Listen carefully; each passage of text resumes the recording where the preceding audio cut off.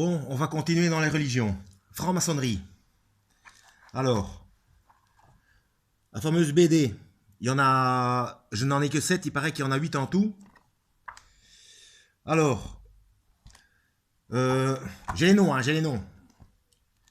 Alors, une collection conçue et dirigée par Didier Convar ou Convar.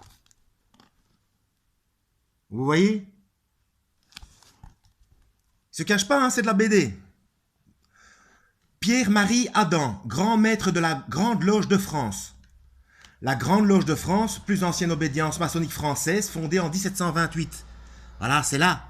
C'est pour ça 1700 machin, là. C'est en France et un petit peu avant en Angleterre. Mais ça a commencé là. Là. L'architecte de Salomon, Hiram. Voilà, Hiram. L'ombre d'Hiram. Et Hiram est dans la Bible. Et Salomon aussi, forcément. Ancien Testament. Donc dans le Tanakh. Alors il y a une histoire avec une pierre. En fait, il a eu une voilà, elle est là. Une pierre de lave, une météorite qui serait tombée du ciel avec des inscriptions dessus. Enfin, pas vraiment pas des grands textes, hein, avec des voilà. Bon, je vais vous montrer de toute façon.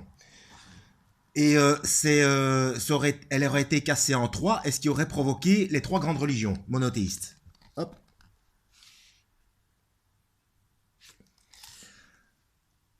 Alors, ça ne m'étonnerait... D'abord, encore un nom, tiens. Je vais encore vous balancer un nom. Jacques Rosen, souverain grand commandeur du Suprême Conseil de France. Voilà.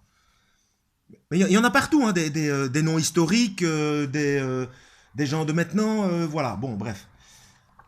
Alors, cette fameuse pierre cassée en 3, je ne sais pas si vous avez vu, il y en a une qui a...